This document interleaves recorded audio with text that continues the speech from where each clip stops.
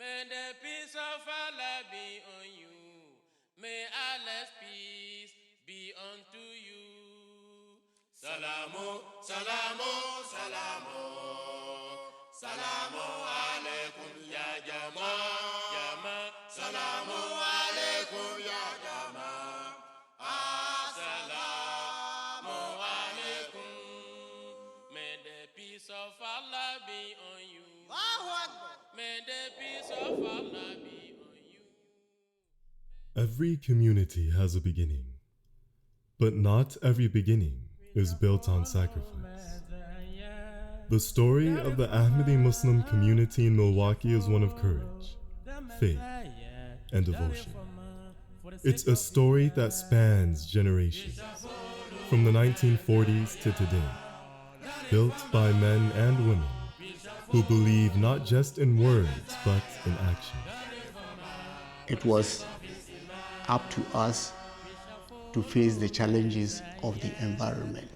The community as a whole was very giving, very welcoming, and I think Milwaukee continues to be that way. And that was it. I read the Quran again, and the philosophy of the teachings, and both of them just made so much sense. The Khalifa of the time of the promised Messiah, the Khalifa what? Is the closest to the Almighty in the entire universe. For motherland, we shall strive for Mother Ghana, our motherland, for the sake of Islam.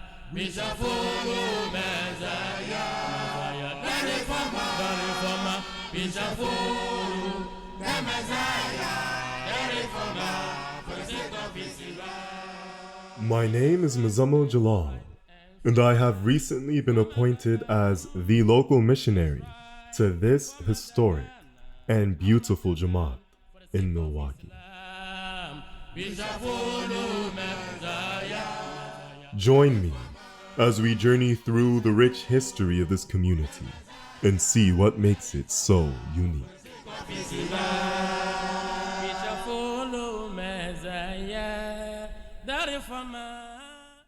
Decades ago, in the early days of this community, converts to Ahmadiyyat found themselves walking a path very few had walked before. They came from different backgrounds and different stories, but they were united by one truth.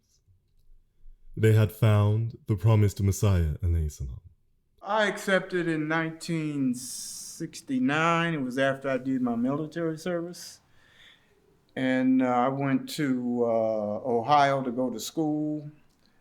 And while I was in school, I made a trip to Dayton, and I went to what we call a head shop at that time.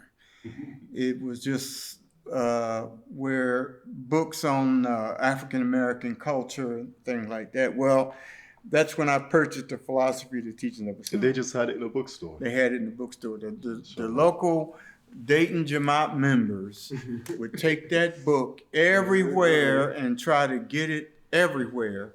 So bookstores put it in people's hands. I purchased the book. That's how I accepted. And you were around what age at the time? I was out of the military, so I must have been around 21. Brother Bashar Saber used to be one of the guys that come to my house. And we introduced, because I'm from Milwaukee, so I knew the people in Milwaukee. So, long story short, he handed me the philosophy teachings. Now, one thing about philosophy teachings is that the average person on the street gonna learn something, whether you want to accept Islam or not. Our Christianity wasn't the Bible. It was about doing good, respecting your elders, and you do not steal. You know, these things. These were moral precepts and concepts is what we were raised with. So when you get a book like The Philosophy, the Teachings of Islam, that's what was there. And that's what attracted us. You know, when I came around, there was a lot of social things going on, as my dear Bashir Saab. You know, he mentioned the Vietnam War. There was demonstration on the street. You know, what's going on now, racism, separatism, all of these things that was going on, we're talking in the 60s, the social change. Like what's going on now, I think this is a kind of parallel as to what was going on in the 60s. It was the hippie movement, the Socialist Democratic Party, the National Party, Malcolm X, what he mentioned earlier, and Dr. King, demonstration, human rights, civil rights, justice, freedom, all of these things was going on. So if you're talking about, we're coming out of a social and economic system that was unjust. Yes. And you have Islam, which is talking about economic. You can't have peace without justice. Mm-hmm. Somebody's got to make a move. A move has to be made. And the notion that we were going to change the system was a driving force for us. So it motivated you guys to be that change yourself. Exactly. And Allah blessed you guys to uphold that change for decades. In the 1960s and 70s, America was a land wrestling with its own conscience. The civil rights marches, the riots, Vietnam raging overseas. In these turbulent streets, a small band of African American brothers and sisters began a quiet revolution. Okay, my name is Abu Hanif Safwan Saifullah.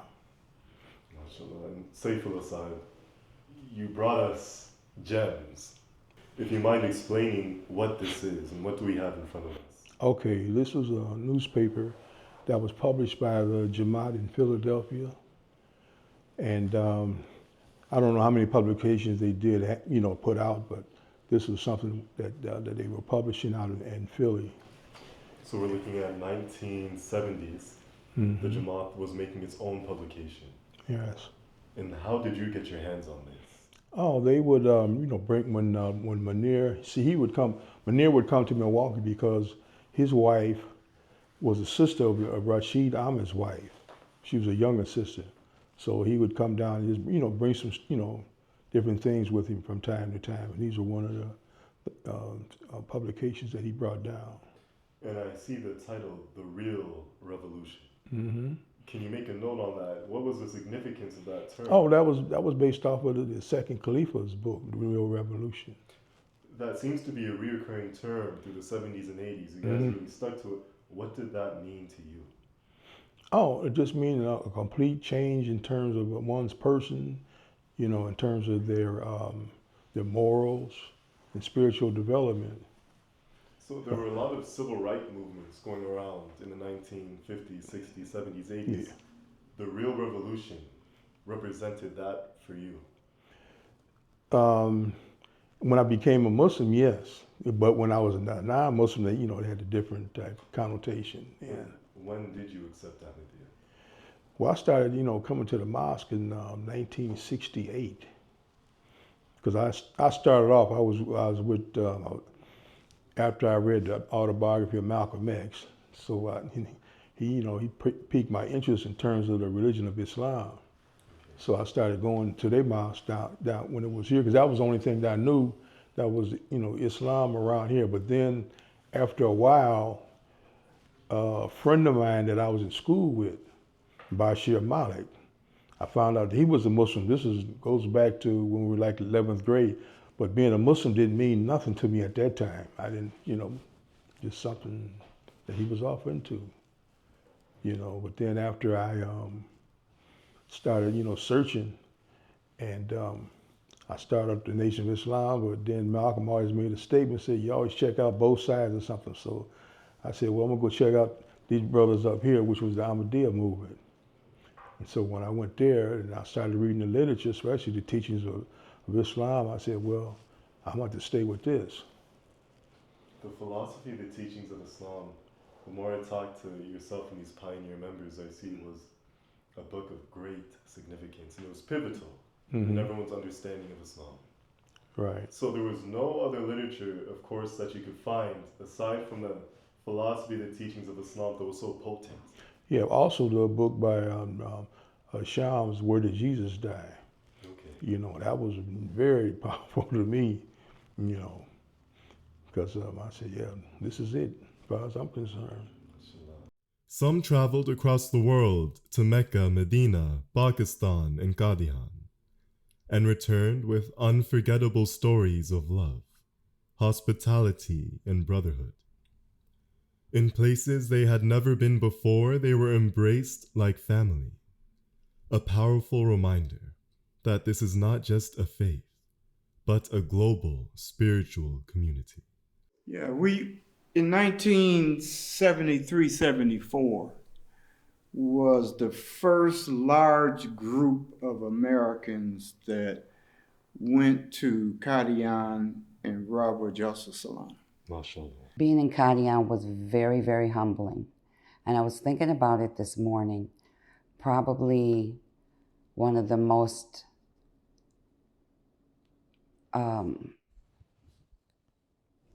heart-touching things that I will never forget is the room that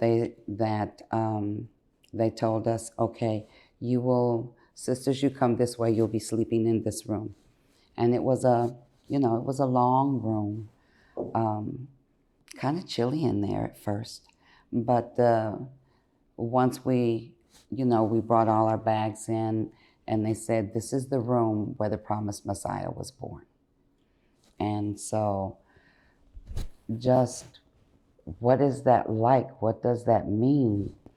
I mean, I know what that means. He was born in this room, but the realization that the promised divine messenger, the promised Messiah for all mankind, was born in this room where we will be sleeping for an entire week. It was, when you walked in the room, you could, I know this sounds crazy, or you hear people say, I could feel something. All of us kind of felt, the room had like a spiritualness to it, and we all felt very blessed to be there. And then came a turning point. The fourth Khalifa, Hazrat Mirza Ghulam Ahmad, may Allah be pleased with him, visited Milwaukee not once, but twice. For those who were present, it was life-changing. His words inspired purpose. His presence inspired action. Hazur, Khalifatul Masih al-Rabi, came to Chicago before he was Khalifa. Yeah. So you guys and he was always before his election, you guys met him. Oh yeah. Right. He was in Chicago. He was a Tabligh. I mean, when we met him, once somebody talked to Khalifatul al-Rabi during that day, they became a convert. He converted about 2 or 3 guys in Chicago from a speech. Right. Talking about how he was the sermon. It wasn't a sermon. It was a speech on Al-Qaf. Just in one speech. In one speech, and the preacher was right there, and then after Al-Rabi got to do it, explaining what he was talking about. There you go. Oh, they was coming. They were breaking them down, and that's the kind of personality he had. So that impressed many. That's one reason why so many African Americans were so attracted to it. And so when Hazur came, our dear beloved Hazur Khalifatul Masih IV, God bless his sweet soul, when he came, also you have to go downstairs to make wuzu, and the wall was crumbling. The landlord wouldn't do any work in repairing the place, and downstairs they had these big, what you call roaches, water bugs. These are huge. So they're in the dark. So when you turn the light on, these things just scatters, So as Hazur came, he was wearing a cashmere, always wear a cashmere coat. And he's making wuzu, took his coat off, and the brothers held his coat, and he's going down. The debris and stuff was falling on his shoulder, and he was trying to shake this stuff off. And he went downstairs, the light comes on, all these roach and this thing just spread. So he came back upstairs, and he says, Mala Rashid Saab, he said, Rashid Saab, you find a place, and I'll give the first $50,000 towards finding a place. In Milwaukee, their first mosque was little more than makeshift halls. A storefront with women on one side and men on the other.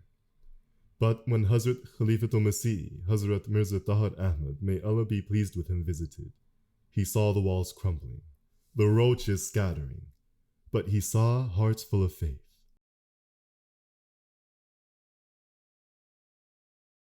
before I accepted Islam, I was told that they were meeting, the Jamaat was meeting at the shop at African Imports.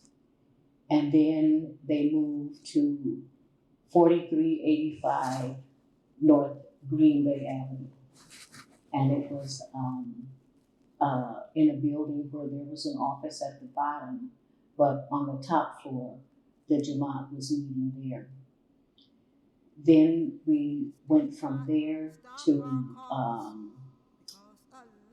it was on the corner of 48th and Fond du Lac. And that's where we stayed for a number of years. We had Ahmadi Muslim school there. We had a regular food pantry for poor people there. That's where the fourth Khalifa, peace be upon him, he came to visit us there. He didn't like that where we were. After the promised Messiah appear, we've had 5 Caliphs here. Now the 5th Caliph's here with a message for the world to hear. La ilaha illallah Muhammadur Rasulullah.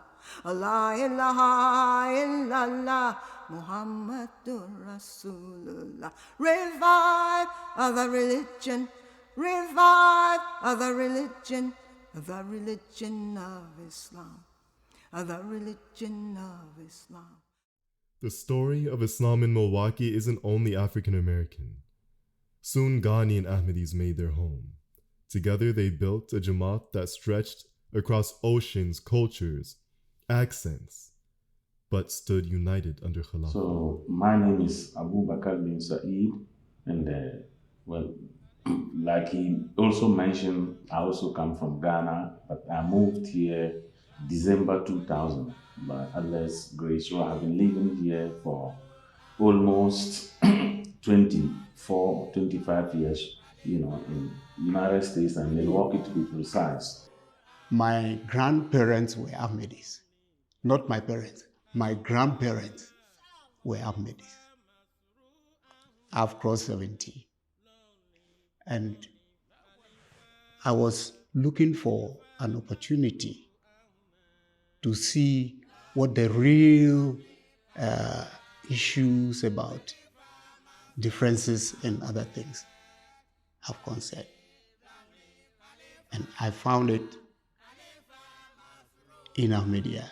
Acceptance of prayers. Also, like he just said, we are all born Ahmadi, but you have to experience it. Mm-hmm. I believe when I was in high school and I wanted to write my O-levels, I wrote a letter to Hazrat Mirza Ghulam Ahmad requesting for prayers and this and this. He wrote back to me and he said, Alhamdulillah, I'm praying for you, may Allah let you be successful. And Allah is my witness.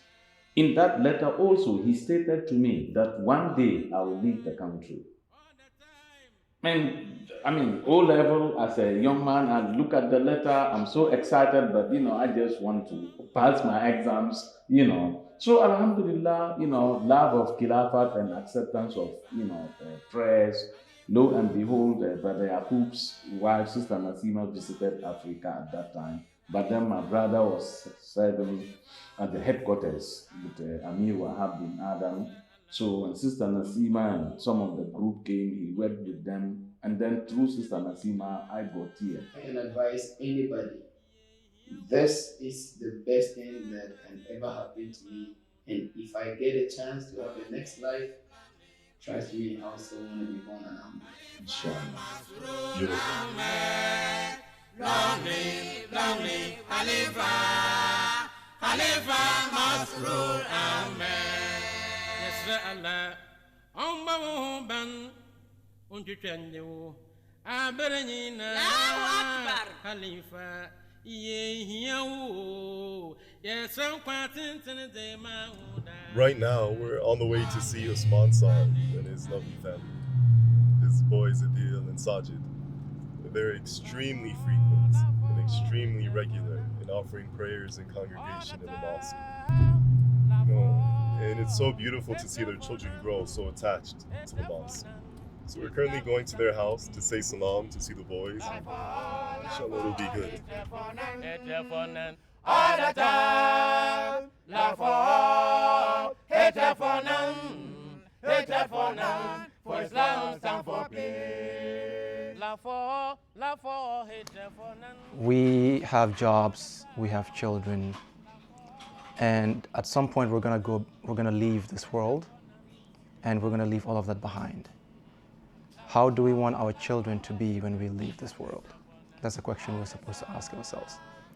And if I want my children to be righteous, to be on the right path, to be of those who succeed in this world and in the hereafter, then for me, that would be what I would place as topmost on my priority list. So I would say that parents who would be struggling with this or even hesitating, they should just think about that and say to themselves, where do I want my children to be in the future, especially when I'm not here? Today, Milwaukee's Jamaat worships in a new, beautiful mosque. A far cry from the old storefronts with buckets catching rainwater. It's about men and women who gave up the world for a truth they found in Islam. A truth carried through the love of Khilafah. Their sacrifices mean we stand here today, ready to carry this torch forward. The most gracious, ever merciful, all praises be to God, Allah. The most gracious, ever merciful, all praises be to God, Allah.